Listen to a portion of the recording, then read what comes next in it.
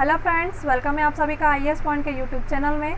जैसा कि आप सभी जानते हैं, हमारा जो सेक्शन है वह आपका इम्पोर्टेंट क्वेश्चंस का है, जिसमें हम डेली 10 क्वेश्चंस को क्या करते हैं, डिटेल के साथ देखते हैं।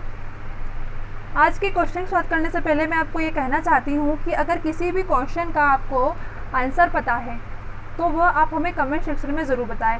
इसके साथ साथ अगर आप उस क्वेश्चन के बारे में जितनी भी जानकारियाँ जानते हैं वह भी ज़रूर लिखें, ताकि इससे क्या होगा, इससे आपको याद रहेगा। चलिए अब चलते हैं हमारे क्वेश्चंस की ओर। इससे पहले मैं आपको बता दूं कि UPSI महासंग्राम 2021 नोट्स UPSI के सिलेबस पर आधारित है। यह नोट्स मात्र आपको 149 रुपये में दिया जा रहा है। सिलेबस में जितने भी टॉपिक है सभी कवर किए गए हैं। लगभग 250 PDF का संग्रह, जो कि टॉपिक टू टॉपिक है। अब जैसे कौन कौन से हो जाएंगे, जैसे सामान्य हिंदी, मूल विधि, सामान्य अध्ययन यानी कि संपूर्ण GS, उत्तर प्रदेश विशेष, गणित, तर्क परीक्षण यानी कि रीजनिंग, तर्क परीक्षणों को रीजनिंग कहते हैं, आप सभी जानते हैं। कंप्यूटर और प्रमुख संस्था जैसे जो कई महत्वपूर्ण टॉपिक है सभी कवर किए गए हैं। अगर आप नोट से प्राप्त करना चाहते हैं तो इस नंबर पर आप मैसेज कर सकते हैं या कॉल भी कर सकते हैं। चलिए अब चलते हैं हमारे क्वेश्चंस की ओर। क्वेश्चन नंबर पहला है, भारतीय संविधान को कितने भागों में विभाजित किया है? ऑप्शन है आपके पास 16, 24, 22 या फिर 25। आप सभी जानते हैं कि भारतीय संविधान को 25 भागों में विभाजित किया गया है।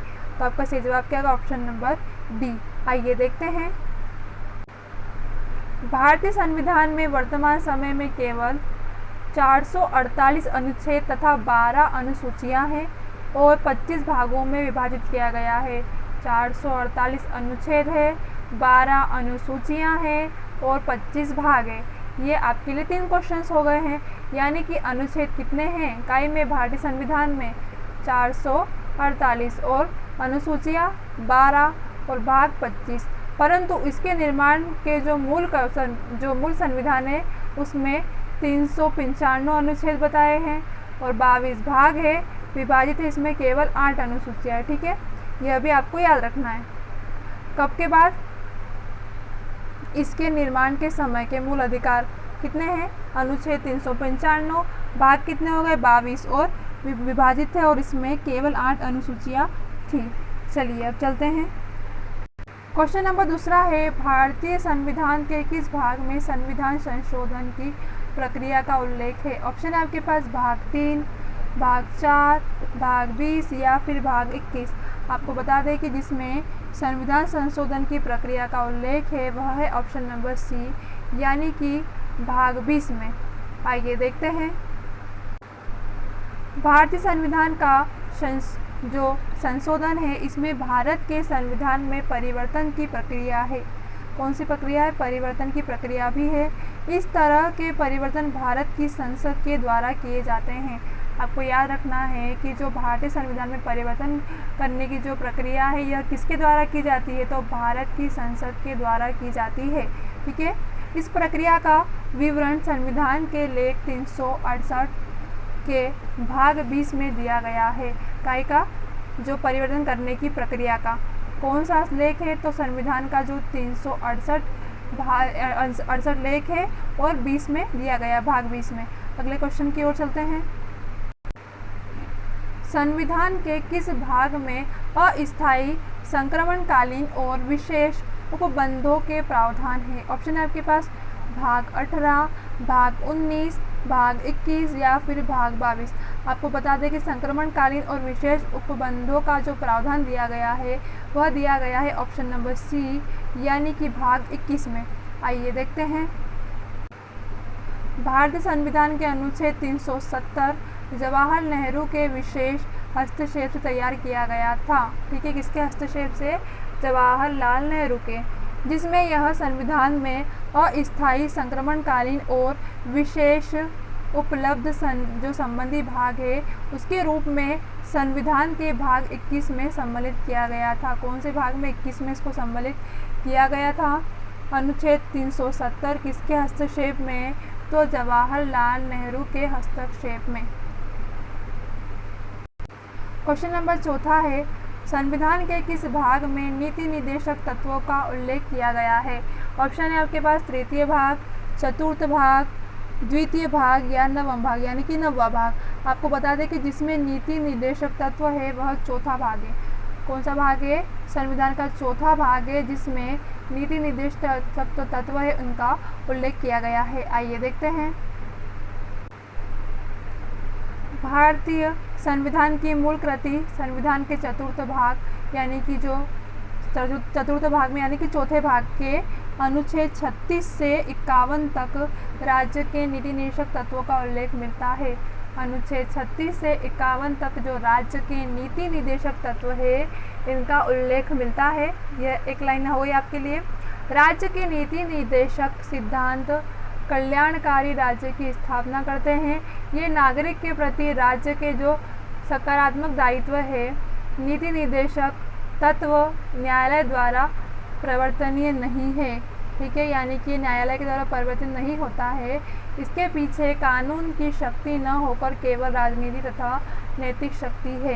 ये आपको याद रखना है कि संविधान के पीछे किसकी शक्ति है, तो न्यायालय की नहीं है। किसकी है? तो सिर्फ राजनीति और नैतिक शक्ति है। अगला क्वेश्चन है संविधान के भाग 1 में निम्न में से किसका वर्णन है? ऑप्शन है आपके पास संघ और उसका राज्य क्षेत्र, नागरिकता, मूल अधिकार या फिर राज्य के नीति निर्देशक तत्व।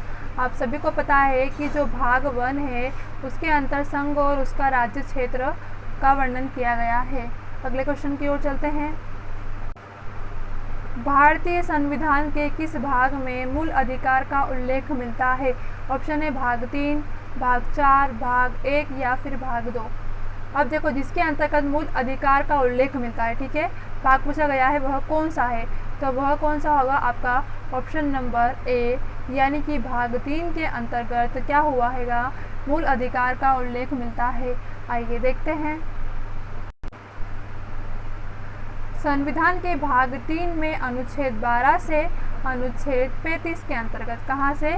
भाग 3 का जो अनुच्छेद 12 है उससे अनुच्छेद 35 के अंतर्गत मूल अधिकारों का वर्णन है। और संविधान में यह व्यवस्था भी की गई है कि इसमें संशोधन भी हो सकता है यानी कि परिवर्तन भी हो सकता है।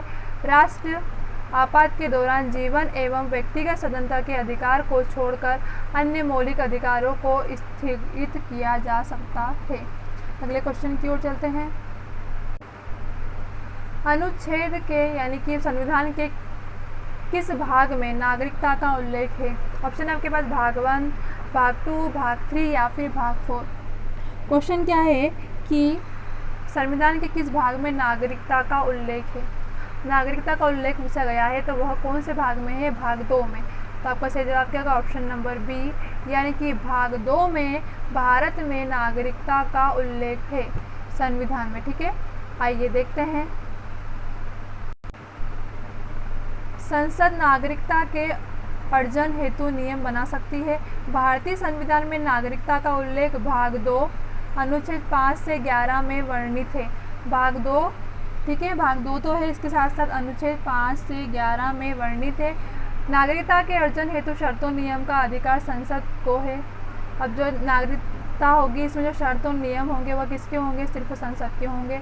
भारतीय संविधान अधिनियम 1955 के अनुसार निम्नलिखित में से आधार पर नागरिकता ग्रहण की जा सकती है। किस किस के आधार पर नागरिकता ग्रहण की जा सकती है? तो जन्म से, वंश परंपरा द्वारा नागरिकता, और देशीयकरण के द्वारा नागरिकता, इसके पंजीकरण के द्वारा नागरिकता और भूमि विस्तार के द्वारा नागरिकता। इन जो 5 चीज़ें हैं इनके आधार पर नागरिकता ग्रहण की जा सकती है। कौन सा अधिनियम था? तो यह भारतीय नागरिक अधिनियम 1955 के अनुसार। ठीक है, अब भारतीय संविधान में नागरिकता का उल्लेख किस में है? तो भाग 2 अनुच्छेद 5 से 11 में वर्णित है। अगले क्वेश्चन की ओर चलते हैं।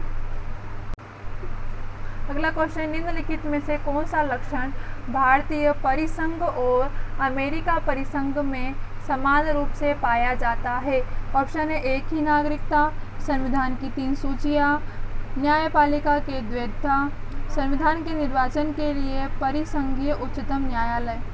इसका जो सही जवाब है वह आपका ऑप्शन नंबर डी होगा, यानी कि जो भारतीय परिसंघ है और अमेरिका परिसंघ है इसमें जो समान है वह क्या है? वह है संविधान के जो निर्वाचन है उसके लिए परिसंघ उच्चतम न्यायालय। ठीक है, ये क्या, ये दोनों चीज़ें क्या है, सेम है। कहाँ की, एक तो भारत की और दूसरी अमेरिकी। आइए देखते हैं। संविधान के निर्वाचन के लिए एक परिसंघीय उच्चतम न्यायालय की स्थापना की जो प्रक्रिया है, यह भारतीय संविधान में अमेरिकी संविधान से प्रभावित है। यह मूल अमेरिकी संविधान का अंग नहीं था, वरन यह बारबरी नामक जो मेडिसन है, इसके बाद में क्या हुआ था, न्यायाधीश जॉन मार्शल द्वारा प्रतिपादित किया गया था। क्या, परिसंघीय। अगले क्वेश्चन की ओर चलते हैं। क्वेश्चन नंबर 9 है, भारत के संविधान निर्माताओं ने न्यायिक पुनरावलोकन के विचार को ग्रहण किया। ऑप्शन है आपके पास ब्रिटेन से, फ्रांस से, स्विट्ज़रलैंड से या फिर अमेरिका से। आपका सही जवाब का ऑप्शन नंबर डी होगा, यानी कि अमेरिका से। भारत के जो संविधान के जो निर्माताओं थे, इन्होंने क्या किया था, जो न्यायिक पुनरावलोकन था, इसका जो विचार है, यह अमेरिका से क्या किया था, ग्रहण किया था। इसलिए आपका सही जवाब क्या होगा, ऑप्शन नंबर डी, यानी कि अमेरिका। आइए देखते हैं। न्यायिक जो पुनरावलोकन की व्यवस्था भारत के USA यानी कि अमेरिका में है। न्यायिक पुनर्विलोकन के अंतर्गत न्यायालयों की शक्ति है, जिसके द्वारा विधानमंडल में जो कानून है तथा जो कार्यपालिका के आदेश है, उनकी जांच करते हैं। किसकी, एक तो विधानमंडल के कानून और जो कार्यपालिका के आदेश है, उनकी जांच की जाती है। यदि ये कानून तथा आदेश संविधान के विरुद्ध हो तो क्या होगा, असंवैधानिक एवं अवैध घोषित करेंगे। अगर यह क्या होगा, कानून आदेश संविधान के विरुद्ध हुआ तो क्या होगा, इसे एक तो असंवैधानिक और अवैध घोषित कर सकते हैं। भारतीय संविधान द्वारा उच्चतम न्यायालय यानी कि उच्च न्यायालयों को भी अनुच्छेद 13, 32, 136, 226 और 227 में न्यायिक पुनर्विलोकन की शक्ति का प्रावधान दिया गया है। अगला क्वेश्चन है, कानून में समान संरक्षण वाक्य कहाँ से लिया गया है। ऑप्शन है आपके पास अमेरिका, ब्रिटेन, कनाडा या फिर ऑस्ट्रेलिया। 4 ऑप्शन है आपके पास, कौन कौन से, अमेरिका, ब्रिटेन, कनाडा और ऑस्ट्रेलिया। ठीक है, और क्वेश्चन क्या है कि कानून के समान जो संरक्षण है वह वाक्य कहाँ से लिया गया है। इसका उत्तर आपको कमेंट सेक्शन में बताना है। चलिए मिलते हैं हमारी अगली क्लास में, तब तक के लिए आप सभी को बेस्ट ऑफ लक।